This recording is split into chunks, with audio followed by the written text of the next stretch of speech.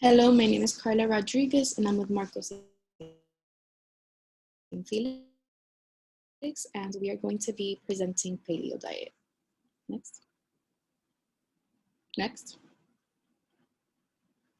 So what is the Paleo diet? So Paleo diet follows a plan to eat like those in the Paleolithic age. This would mean no products that are not made naturally, like dairy, condiments, and processed foods. Instead, they would eat a lot of fish, animals that are grass-fed, and lots of fruits and vegetables. Now, as we can see in the picture, what I just said, they wouldn't eat dairy, grain, alcohol, processed sugars, processed foods like hamburgers and hot dogs, and legumes. Next. So the origin. Like I mentioned, this is basically imitating those that ate in the Paleolithic age. So it would be a resemblance to them. And people like to do this because if they believe that this is what kept people alive for over 1 million years, then why wouldn't it work on them now? People began to use this diet for a purpose of bettering their health and also for losing weight, for having a losing weight diet. Because since you're eating so clean and so healthy, people noticed that not only was their health getting better, like lowering triglycerides, but also they were losing a lot of weight and seeing results in their physique. Next. So what does the paleo diet consist of? It consists of eating naturally occurring things, mostly like lean meats, fruits, vegetables, and steering away from processed foods, condiments, and starchy foods. Specifically now in this time period that we're living in, every meal that we eat and every restaurant that we go to is going to have something that's processed, something that's not natural, because we all get them from mass consumption. So there's companies that are going to be reselling and selling these meats that we don't know what is being fed into these animals. There's also going to be selling, like, let's say French fries, for example, that they come frozen. We don't know if these are naturally occurring things, like coming from farmers and stuff, but they could also be like processed. So things like that. Next. So what foods are included in this diet? Like I've mentioned, some are lean meats. So basically speaking, anything grass-fed. So in this day and age that we live in now, when we go to the supermarket, there's little labels that say grass-fed or they say lean, and you see that it says like 99% lean, 98% lean. That's what you want to be looking for. They would also eat a lot of fruits and vegetables, and specifically some types of nuts, but not like, for example, they don't have peanut butter. That's one of the nuts that they don't eat. So you wouldn't be having the peanut butter, so you wouldn't have peanuts, sorry, and seeds. So they would eat a lot of fish because it's really rich in omega-3, and that's why you would have lowering triglycerides and lowering cholesterol. And healthy fats such as avocado oil, olive oil, coconut oil, for example. And then on the picture on the left, you can see everything that people would be eating. So as a food pyramid. So our main base is going to be those lean meats that I mentioned. Then you would have the safe starches, which would be like the vegetables, for example. So like broccoli and kale and things like that. And the fruits, and like the fruits would be the top part because that's the one that people would have the least in. Normally in your breakfast, or if you stay hungry after dinner and you want something sweet, you could have some fruits. And they also don't drink things that are out of the ordinary. So no alcohol, no processed things like Coke or sodas. So it'd just be lots of water. Next. Now, on the other hand, foods that cannot be included in this diet are grains like wheat, oats, and barley.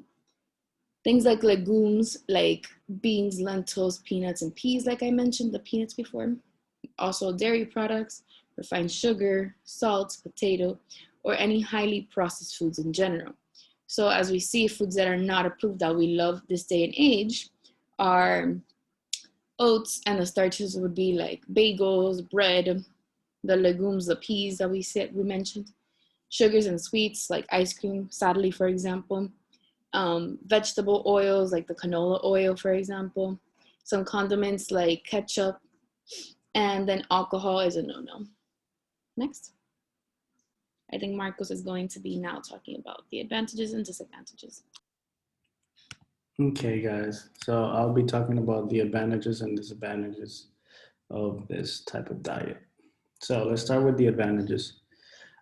This type of diet promotes healthy blood glucose because of the low amounts of sugar intake, because actually we don't intake any sugar, improved insulin sensitivity, lowers blood pressure because we reduce the amount of salt intake, weight management, including reduced waist circumference, improve cholesterol balance because of the reduced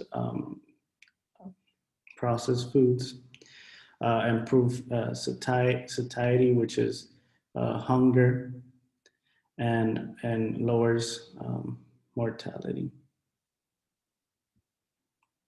So, what are some disadvantages that we can see in this type of lifestyle or diet? Well, it can get pretty expensive due to the type of things that we need to acquire, specifically all those lean meats. Also, you don't need any grains or dairy, which can be a food for health and energy. So you might be lacking in energy. This diet can be difficult for vegetarians, especially since it excludes beans. And I believe the people who would be impacted most if they're following this type of diet are athletes because they require a lot of energy. So they would require a lot of carbohydrates, which in this diet you wouldn't consume a lot of. So, what is the lifestyle in this type of diet? So basically, for breakfast, you have, for example, eggs as the main protein, or salmon. You would also have fats, which would be cooked, the protein and healthy fat oils like olive oil or coconut oil. And carbs and fibers would come from oats and oats with fruits, which this is the part where it lacks the most, since there's not a lot of carbs in this diet. For lunch, the protein would be something like chicken or pork. And again, it would be cooked with the oils that I previously mentioned, and greens. And you would see here that you could have like a salad, which could include carrots, cucumber, tomato, walnuts, lemon juice, dressing, and lettuce. And fibers in the vegetables and fats in the walnuts as well. So that's where you would see those, mainly the fibers and the fats. And a snack, you could consume nuts, carrot sticks, celery sticks. And for dinner, again, it's kind of like you would see in lunch, maybe like an increased quantity than in lunchtime, but basically some kind of lean meat such as chicken, pork, or beef. And again, the vegetables, which are really important in this type of diet, because it's mainly based off of lean meats and vegetables.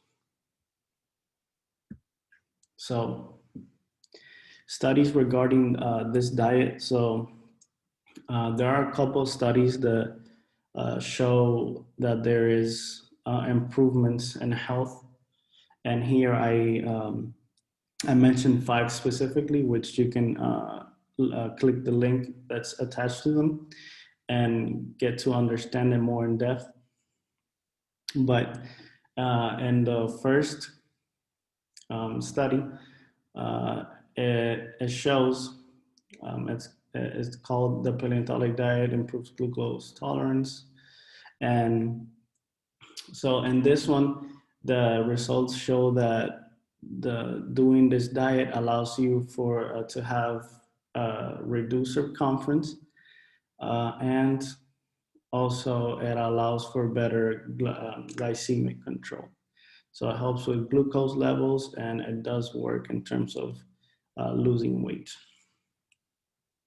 And you have below the effects of short-term intervention with the pentatonic diet, which shows that this one specifically shows in the studies that there's a reduced cholesterol, reduced triglycerides, and reduced glucose levels if you are following this diet, as well as in the other three diets, and the other three studies. It shows a lot of correlation with um, reduced circumference. So basically, you do lose weight during this diet. You improve cardiovascular risks. I mean, reduce cardiovascular risk. Improve by reducing triglycerides, cholesterol, and obviously, this is due to the fact that this type of diet is mainly based on vegetables and lean meats and no salts, no sugar. So it's very good for people who are suffering from diabetes, for example. And these are our references. I hope you guys enjoyed our presentation.